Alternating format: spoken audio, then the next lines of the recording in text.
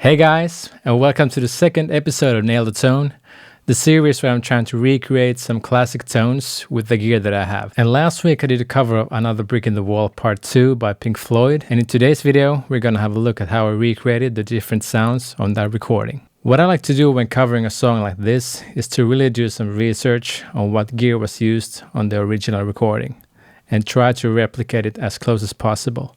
I stumbled across a website called Gilmour, which is hosted by a dude in Norway, and he has gathered a lot of information on David Gilmour's gear throughout the years on different albums and tours. So I looked up the song Another Brick in the Wall, and here's what I found. And what really surprised me the most, and might surprise you too, is that David used a Gibson Les Paul with P90 pickups on the solo. Here's the man himself sharing that story.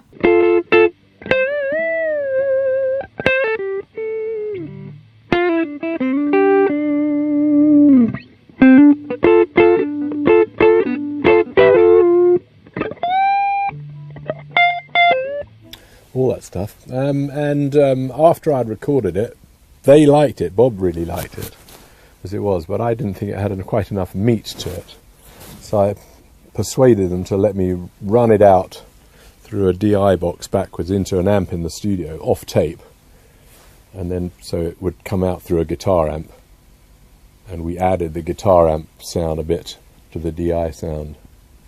And also, that's the guitar that played that solo, and that's an original, what is it, 1955? 55? I actually got a lot of comments last week on my cover that I'm using the wrong guitar for the solo, that I should have used my Strat instead, but there you go. And what also surprised me was that the clean rhythm guitars were recorded direct into the mixing desk. And you can actually hear it because the DI signal has a certain sound, but I just never thought about it. Let's start with the guitars. So I did use my Strat for the rhythm clean guitars, and then my Les Paul for the solo. I don't have a guitars with P90 pickups, but my Les Paul was close enough.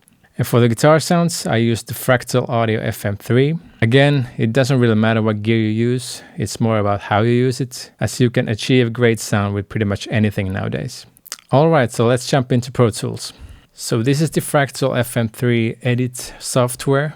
And for those of you who are not familiar with the fractal units, this is basically the signal chain from input to output. And in between you can put your effect pedals, your amps, cabinets, and then some more effects post amp if you want.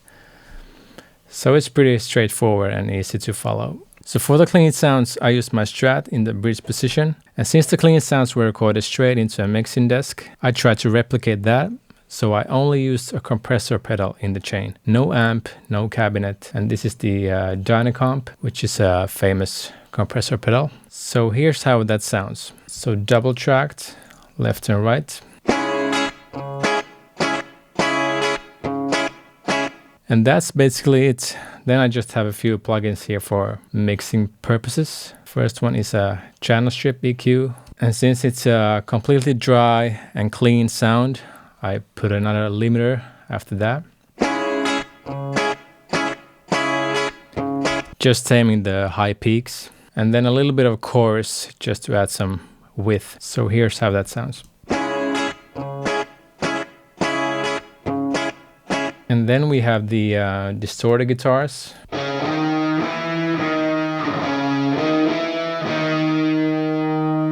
And the chorus.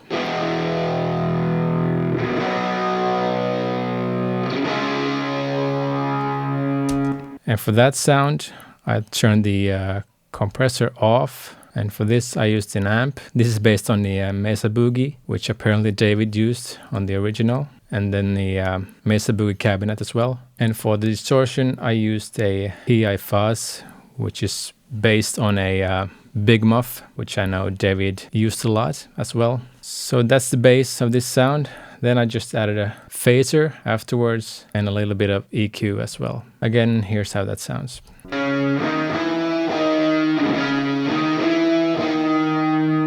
Not the greatest sound in the world, but it worked for this cover. Here's how it sounds with the clean sounds.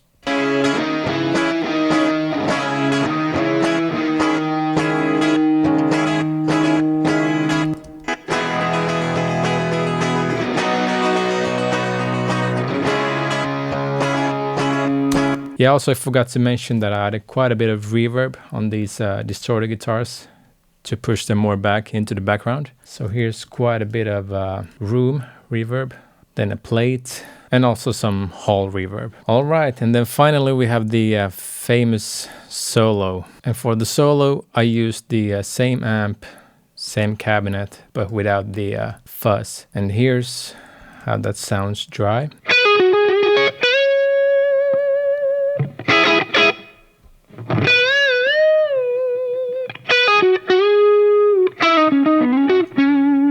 And here's pretty much the same EQ, just cut some mud, boosted a little bit high end, high pass, low pass. And then I just added some reverb, a little bit of plate, and a little bit of hall reverb. And here's how that sounds.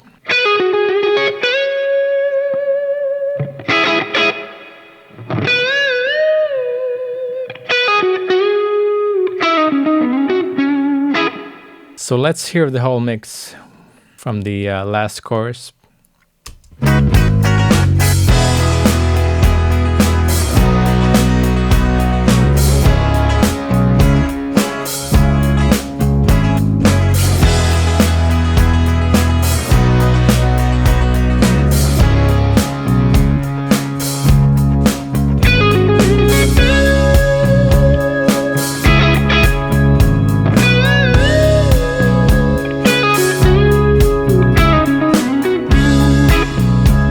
And just to quickly go through my master bus, first we have a bus compressor, only doing a few dB of gain reduction. Then we have a Pultec style EQ, just boosting some highs and attenuating some lows. Then we have a tape plugin, just a tiny bit of reverb to make the whole track glue a little bit better. And then the mastering plugin, Ozone 9, just a few EQ tweaks and the limiter to make the mix loud and clear.